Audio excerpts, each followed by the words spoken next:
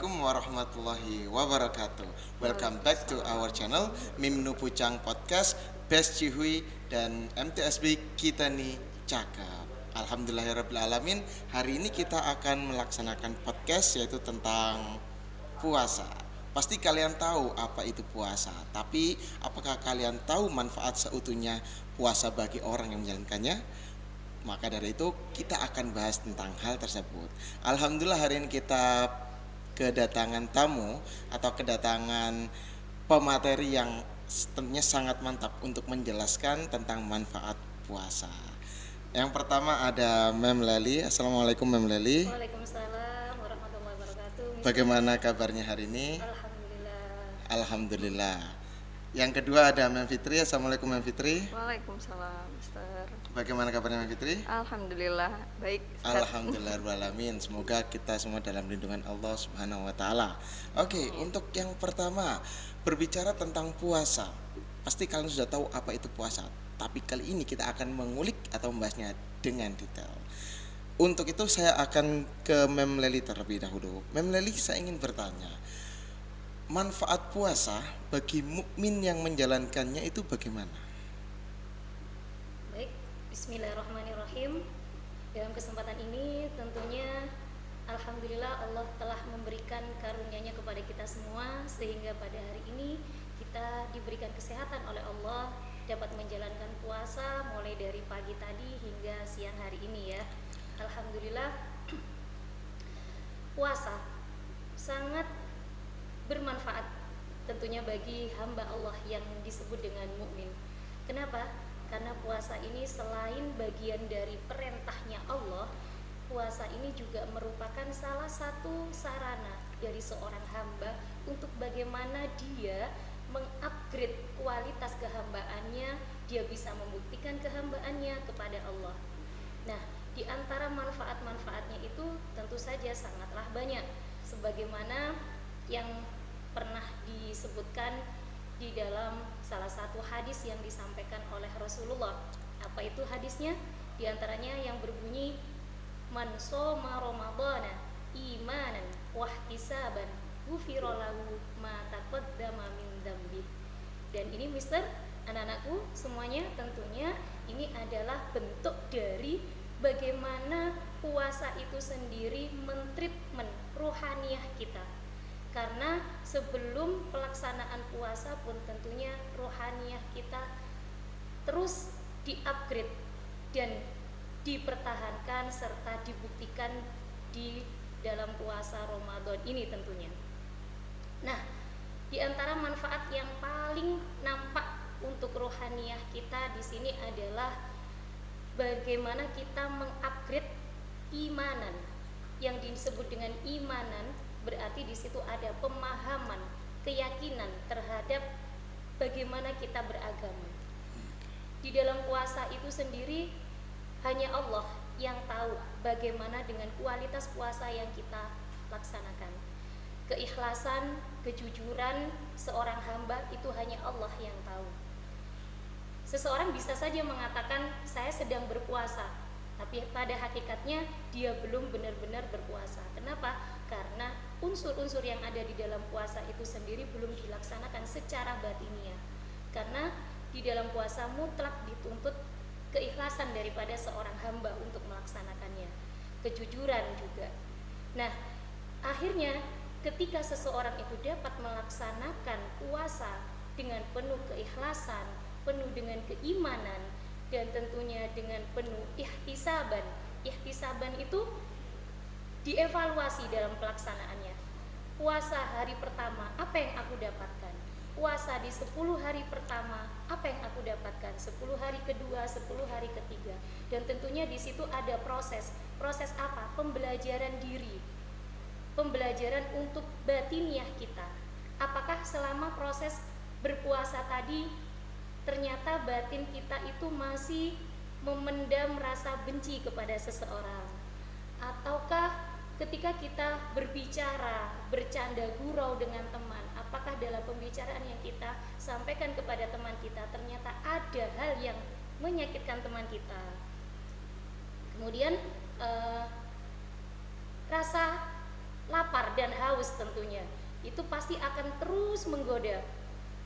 Apalagi kalau kita memiliki aktivitas yang banyak, baik di dalam rumah ataupun di aktivitas di luar rumah seperti sekolah ataupun mengikuti kegiatan-kegiatan yang lain. Yang tentunya itu butuh diri benteng untuk apa? Untuk bisa melawan semua bentuk godaan setan. Nah, disitulah terutama di 10 hari yang pertama Allah memberikan kita rahmatnya. Nah, rahmatnya itu diberikan oleh Allah dengan tujuan agar kita bisa melatih ruhaniyah kita secara batin. Untuk apa? Untuk menjadi pribadi, untuk memiliki batin atau ruhani yang benar-benar bisa menjadi ikhlas dalam melaksanakan ibadah.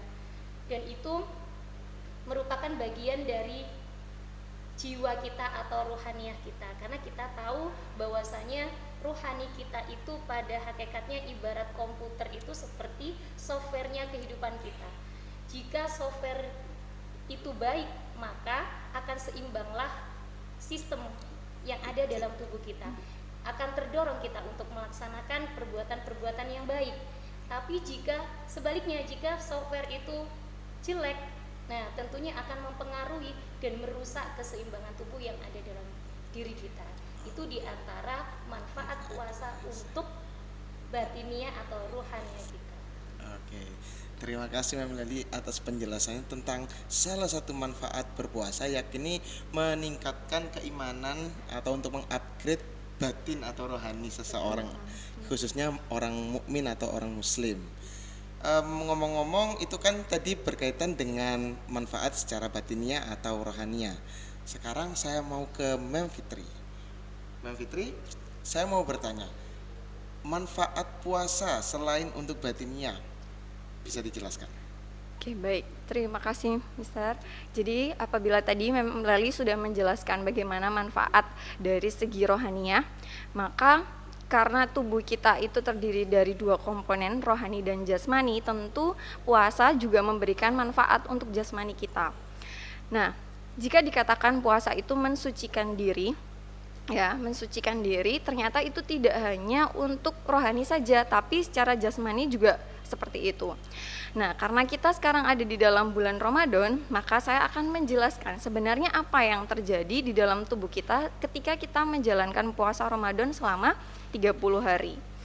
Dimulai dari hari pertama hingga hari kedua. Hari pertama hingga hari kedua itu merupakan hari-hari yang cukup berat karena tubuh kita mengalami perubahan yang cukup drastis, yang biasanya kita bisa mengkonsumsi makanan itu bebas 3 kali sehari minimal. Nah, ketika berpuasa akan berubah total jadwal makan kita, yaitu hanya ketika sahur dan pada saat berbuka puasa atau ketika malam hari. Nah, di 1 hingga 2 hari pertama ini akan terjadi perubahan yang cukup drastis, yaitu pada kadar glukosa di dalam tubuh kita, di mana dia akan menurun drastis beriringan dengan tekanan darah yang ada di dalam tubuh kita, sehingga efeknya adalah kita akan merasa pusing, kemudian lemas, kemudian merasa haus yang berlebihan, lapar yang berlebihan, karena itu adalah masa transisi dari mulai masa sebelum puasa Ramadan ke masa ketika puasa Ramadan.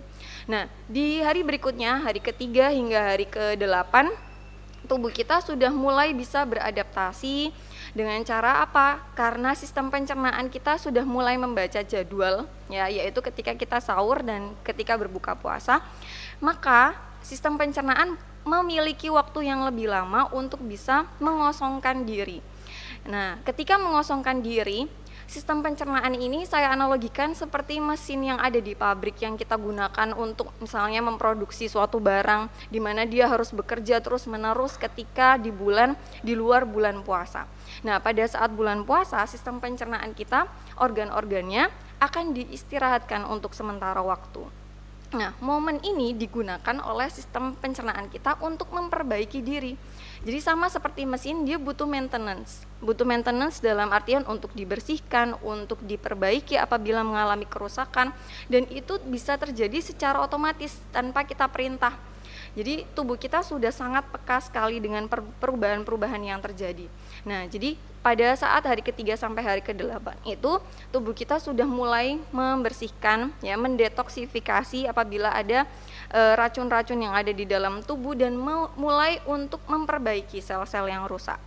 Berikutnya di hari ke-8 hingga hari ke-16 tubuh kita sudah jauh lebih bisa beradaptasi, kemudian tidak hanya sistem pencernaan tapi hampir semua organ tubuh kita sudah mulai untuk memperbaiki sel-selnya, karena metabolisme tubuh itu tidak hanya sebatas sistem pencernaan saja, mulai dari peredaran darah, mereka akan berusaha membersihkan pembuluh darah kita dari misalnya plak, dari timbunan lemak.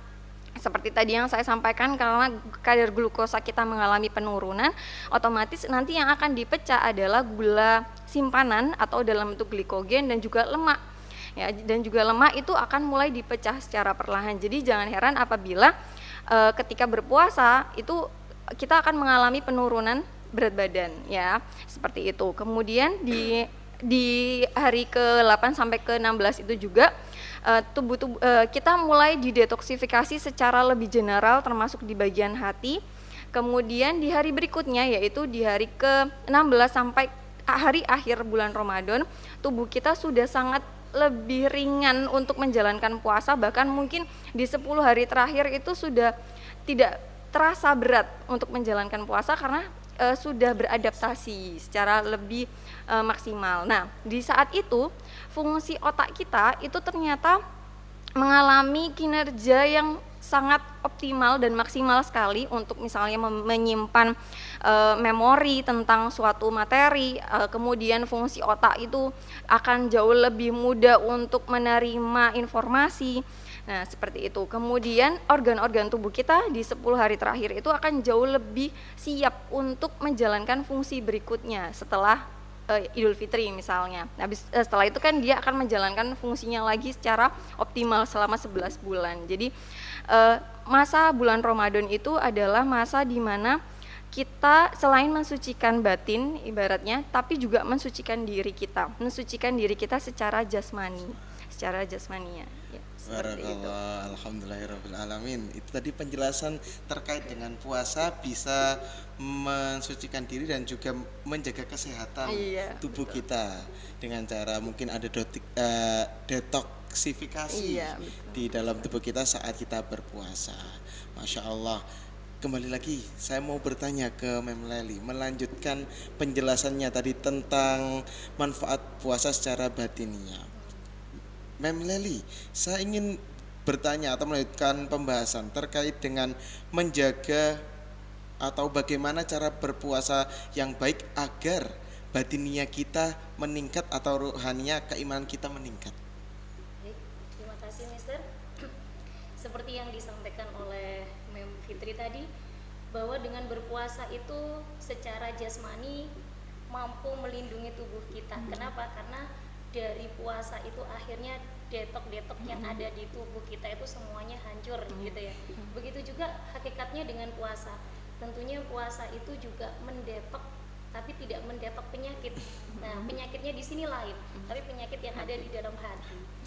Mulai dari sifat rakus, serakah, kemudian muncul rasa sombong, membenci seseorang, sulit untuk memaafkan.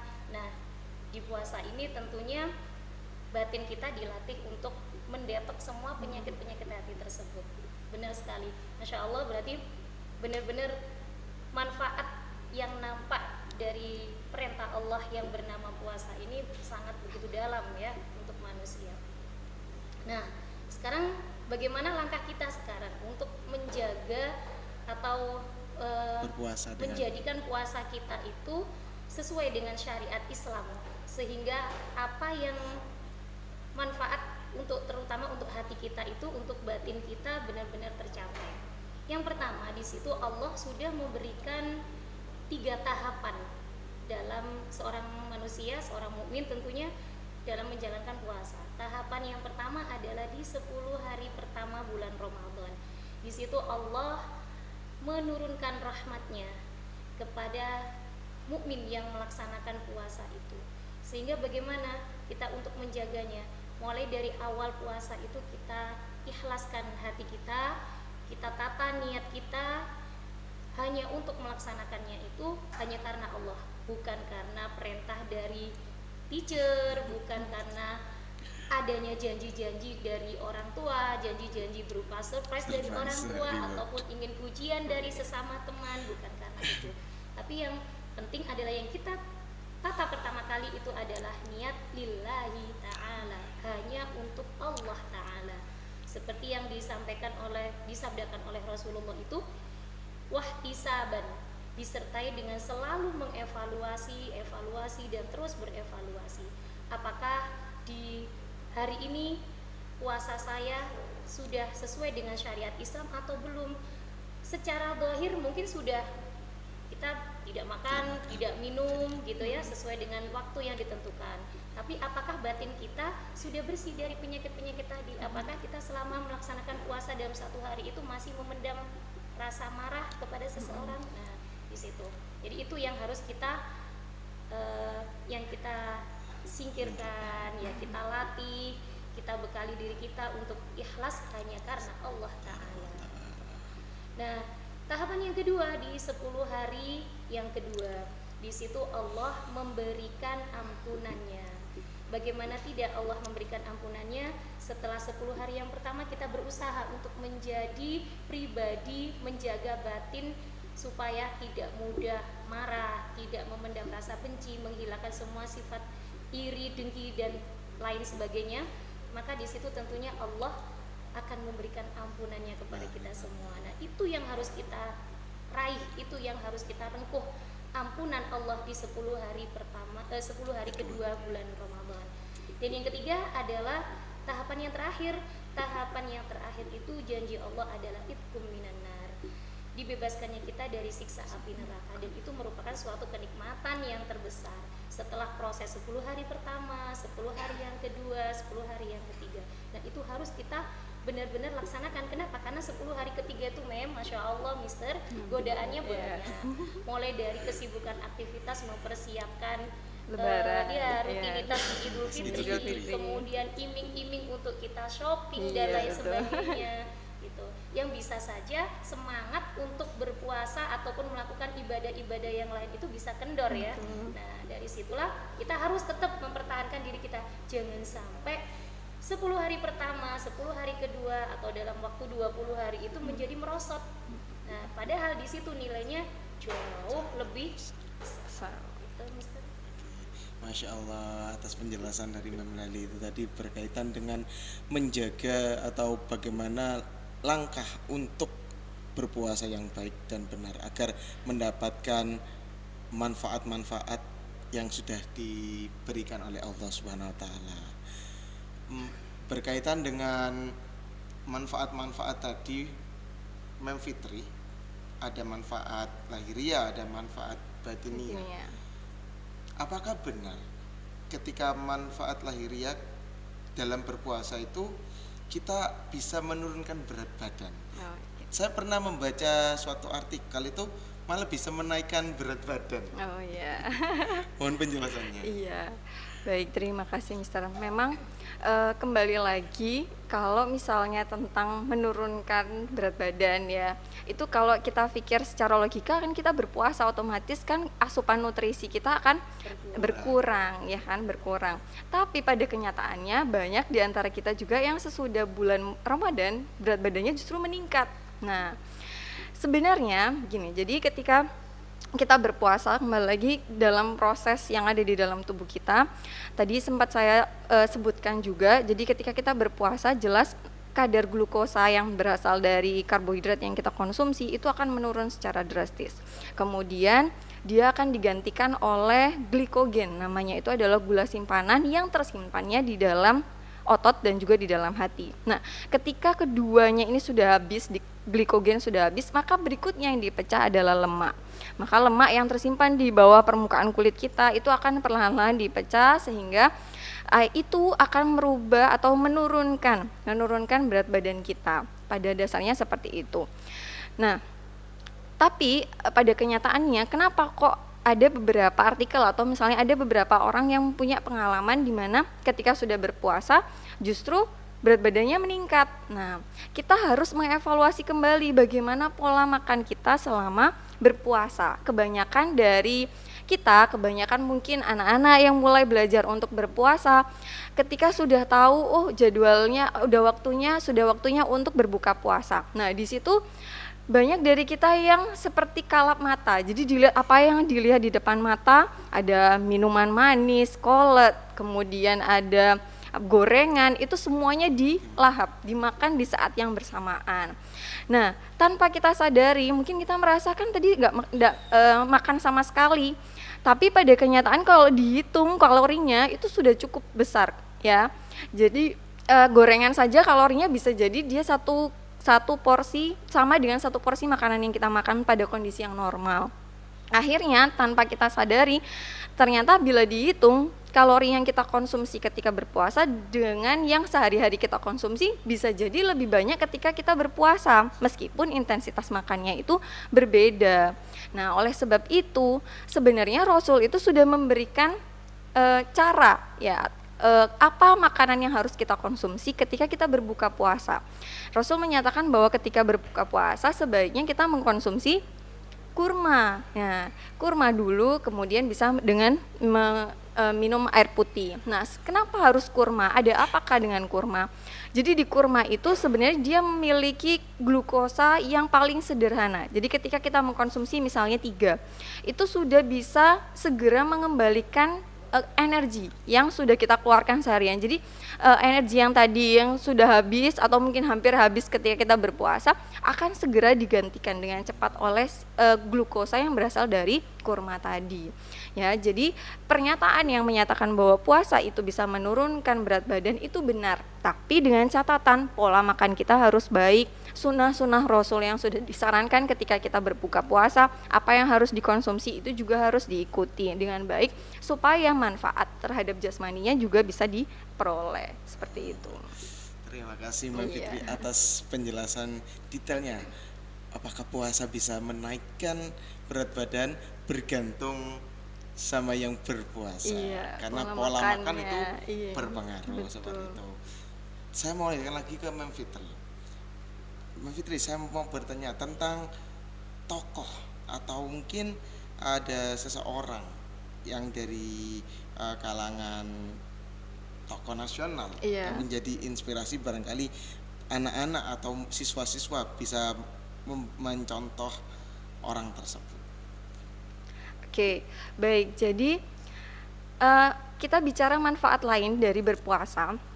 Saya ambil contoh yaitu Bapak B.J. Habibie, ya, mantan presiden di Indonesia. Beliau salah satu tokoh yang terkenal sangat cerdas, ya, sehingga beliau bisa berkuliah di Jerman. Kemudian di sana juga beliau bisa dipercaya untuk mengurus atau menghandle perusahaan dalam hal penerbangan, ya, pesawat, desain pesawat dan lain sebagainya. Tentu beliau adalah sosok orang yang mempunyai kecerdasan yang luar biasa.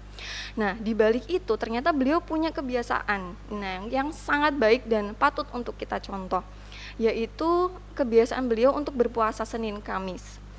Nah, ternyata ada korelasi antara kecerdasan dengan puasa, ya. Dengan puasa, tidak hanya puasa Ramadan tapi puasa Senin Kamis misalnya yang bisa kita laksanakan di luar bulan Ramadan. Jadi ketika kita berpuasa itu selain mendetoksifikasi tubuh, kita juga akan mengalami produksi sel atau pertumbuhan sel yang luar biasa. Jadi ketika kita berpuasa, karena banyak organ tubuh kita yang beristirahat untuk sesaat, maka organ-organ tubuh ini akan berusaha untuk memperbaiki dirinya, termasuk juga yang ada di dalam otak. Ya, otak kita juga dia akan membutuhkan waktu untuk memperbaiki diri. Dengan cara apa? Memproduksi sel, lalu menggantikan sel-sel yang rusak dengan sel-sel yang baru yang lebih fresh. Nah, berasal dari mana nutrisi yang digunakan untuk memproduksi sel? Ya tetap berasal dari makanan yang kita konsumsi, tapi fungsinya lebih dispesifikkan untuk memproduksi sel-sel yang baru. Jadi apabila kita misalnya punya penyakit, ya, atau organ kita mengalami kerusakan, maka ketika berpuasa pun itu juga akan digantikan oleh sel-sel yang baru, termasuk yang ada di dalam otak. Jadi ketika sel-sel yang baru sudah terbentuk, maka saraf-saraf yang ada di otak pun akan memiliki fungsi yang lebih maksimal untuk daya ingat, kemudian kemampuan berpikir. Jelas itu akan berpengaruh terhadap kecerdasan kita. Nah, maka untuk anak-anak ya, jadi jangan berpikir bahwa ketika berpuasa itu kita akan menjadi lemas, kemudian fungsi otak kita akan menurun, biasanya akan menjadi ngantuk. Jadi di sekolah mengantuk, malas-malesan ya. Justru ketika berpuasa itu adalah masa untuk memperbaiki sel-sel otak kita supaya bisa berfungsi dengan baik dan bisa digunakan untuk mencerna informasi, menyerap informasi atau pelajaran yang ada di sekolah itu menjadi lebih maksimal. Maka tidak heran orang-orang yang cerdas ya, rata-rata dari mereka juga mempunyai kebiasaan yang baik, yaitu berpuasa Senin Kamis misalnya. Jadi itu adalah manfaat lain dari berpuasa, yaitu untuk meningkatkan kecerdasan, seperti itu.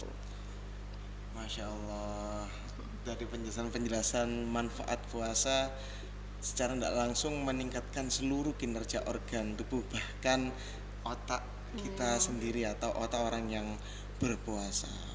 Sebelum saya tutup, pertanyaan terakhir untuk Mem Lely. Setelah puasa Ramadan maksudnya itu akan Idul Fitri. Nah, kemungkinan nafsu-nafsu yang sudah ditahan itu muncul lagi. Lah, menurut Mem Lely, bagaimana cara agar hikmah puasa Ramadan bisa tetap terjaga meskipun sudah keluar dari bulan Ramadan? Iya, memang sudah sunatullah ketika kita sudah melaksanakan atau kita sudah melakukan penggemblengan selama 30 hari penuh, kemudian dengan euforia bulan Syawal, Idul Fitri tentunya, maka di situ apa yang sudah kita laksanakan selama 30 hari, lagi-lagi setan di situ turut tampil berusaha untuk, nah ini kesempatan aku kembali untuk bagaimana mengembalikan kondisi seorang mukmin yang pada awalnya dia bisa menjaga keseimbangan jasmani dan rohaninya, sekarang mulai lagi dia berusaha. Nah, bagaimanakah cara agar kita bisa mempertahankan hikmah atau hasil dari puasa yang telah kita laksanakan, penggemblengan batiniah yang telah kita laksanakan selama 30 hari penuh? Salah satunya adalah mengikuti apa yang sudah dicontohkan Rasulullah, seperti yang sudah dilaksanakan oleh Bapak B.J. Habibie almarhum tadi. Salah satunya apa? Yaitu dengan membiasakan diri menjaga puasa. Jadi terus kita berpuasa. Terus berpuasa bagaimana? Yang sudah dicontohkan oleh Rasulullah itu adalah puasa Senin Kamis. Ya. Dengan berpuasa itu kan akhirnya sesuai dengan salah satu firman Allah yang ada di surat Al-Baqarah ayat 184, di akhir ayat tersebut disebutkan wa antasumu khairul lakum. Dan jika kamu berpuasa, maka itu jauh lebih baik bagi kamu. Nah, berarti di situ kalau kita menginginkan puasa kita atau hasil dari puasa kita itu tetap terjaga walaupun bulan Ramadan telah berlalu, adalah dengan membiasakan diri untuk melaksanakan puasa sunnah-sunnah yang lain yang dicontohkan oleh Rasulullah adalah sunnah puasa di hari Senin dan Kamis. Ya. Karena dalam proses berpuasa itu tadi kita ada kontrol diri untuk tidak melakukan hal-hal yang tidak sesuai. Kita mau marah, kita ingat langsung sedang kita puasa, sedang puasa gitu. Kita mau membenci seseorang, kita mau mengumpat seseorang, kita sadar kita sedang berpuasa dan kita tidak mungkin merusak puasa kita. Saya kira itu salah satu cara untuk mempertahankan bagaimana puasa itu, dan kita harus punya prinsip bahwa ketika Ramadan berlalu, kalau bisa saya terus dengan mengistiqomahkan untuk melakukan apa yang sudah saya lakukan selama puasa Ramadan. Dan kalau bisa saya lebih tingkatkan lagi, yang terbiasa kita tadarus Al-Quran itu juga kita biasakan dalam keseharian kita untuk terus tetap membaca Al-Quran. Yang biasanya rajin sholat berjamaah itu juga kita biasakan. Saya kira itu kalau memang kita pengen mendapatkan asar atau pengaruh dari puasa Ramadan. Masya Allah, alhamdulillahirrabbilalamin. Terima kasih Mem Leli dan Mem Fitri atas penjelasan-penjelasan yang luar biasa terkait dengan manfaat puasa, khususnya puasa Ramadan. Karena alhamdulillahirrahmanirrahim kita sekarang menjalankan puasa di bulan Ramadan. Terima kasih pada anak-anak atau penonton yang sudah setia untuk menonton video ini atau podcast ini. Simpulan yang bisa saya sampaikan pada kalian bahwa puasa bisa memberikan manfaat batiniah dan juga lahiriah. Selain itu, puasa juga bisa memberikan manfaat pada otak atau kecerdasan kita untuk menjaga keistiqomahan hal baik yang dilakukan selama bulan Ramadan atau selama puasa, ya dengan cara menjalankan puasa sunnah atau melakukan hal baik yang sudah dilakukan saat bulan Ramadan. Itu saja yang bisa kami sampaikan. Terima kasih atas segala perhatian. Wassalamualaikum warahmatullahi wabarakatuh. Waalaikumsalam. Sampai jumpa kembali di podcast-podcast selanjutnya. Terima kasih ya.